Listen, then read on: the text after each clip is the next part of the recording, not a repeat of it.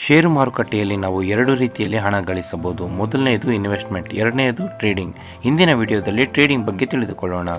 ಈ ಟ್ರೇಡಿಂಗ್ನಲ್ಲಿ ನಾವು ಕಂಪನಿಯ ಬಗ್ಗೆ ಹೆಚ್ಚಿನದೇನು ತಿಳಿದುಕೊಳ್ಳುವ ಅವಶ್ಯಕತೆ ಇಲ್ಲ. ನಮಗೇನು ವ್ಯತ್ಯಾಸವಾಗದು ಒಂದು ವೇಳೆ ಕಂಪನಿ ಭವಿಷ್ಯದಲ್ಲಿ ಚೆನ್ನಾಗಿ ಪರ್ಫಾರ್ಮ್ ಮಾಡಿದ್ರು ಅಥವಾ ಮಾಡದೇ ಹೋದ್ರು. ಇಲ್ಲಿ ಕಂಪನಿ ಚಾರ್ಟನ್ನು ಮಾತ್ರ ನಾವು ಗಣನೆಗೆ ತೆಗೆದುಕೊಳ್ಳುತ್ತೇವೆ. ಈ ಚಾರ್ಟನ್ನು ಗಮನಿಸಿ ಬೈ ಅಥವಾ ಸೆಲ್ ಡಿಸಿಷನ್ ತೆಗೆದುಕೊಳ್ಳುತ್ತೇವೆ ಮತ್ತು ಪ್ರಾಫಿಟ್ ಗಳಿಸುತ್ತೇವೆ. ಇವರುಗಳನ್ನೇ ಟ್ರೇಡರ್ ಎಂದು ಕರೆಯುತ್ತಾರೆ. ಟ್ರೇಡಿಂಗ್ನಲ್ಲಿ ಸ್ಕಿಲ್ ಹೊಂದಿದವರು ಕೋಟ್ಯಾಂತರ ರೂಪಾಯಿಗಳನ್ನು ಸಂಪಾದಿಸುತ್ತಾರೆ.